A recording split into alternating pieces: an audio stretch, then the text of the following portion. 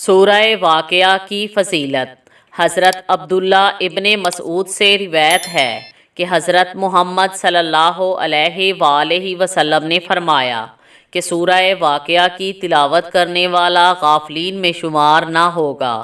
جو اس سورہ مبارکہ کی تلاوت کرے گا وہ فقر و فاقہ سے محفوظ رہے گا۔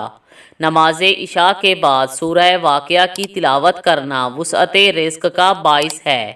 اس سورہ مبارکہ کو لکھ کر گھر میں لٹکانا خیر و برکت کا باعث بنتا ہے۔ حضرت محمد صلی اللہ علیہ وآلہ وسلم نے فرمایا، ہر شخص سورہ واقعہ کی تلاوت کرنے والے کو کسی قسم کی پریشانی نہ ہوگی۔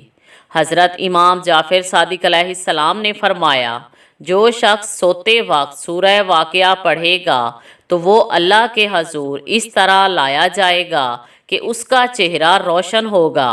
حضرت امام جعفر صادق علیہ السلام نے فرمایا، جو شخص بہشت اور بہشت کی نعمتوں کا شوق رکھتا ہو تو وہ ہر رات سورہ واقعہ پڑھ کر سوئے۔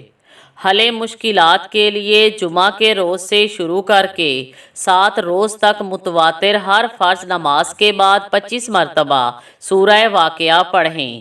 جب رات آئے تو نماز مغرب کے بعد 25 مرتبہ پڑھیں، پھر عشاء کے بعد 25 مرتبہ پڑھیں، آخر میں 100 مرتبہ درود شریف پڑھیں تو انشاءاللہ تعالی جیسی بھی مشکل ہوگی حل ہو جائے گی۔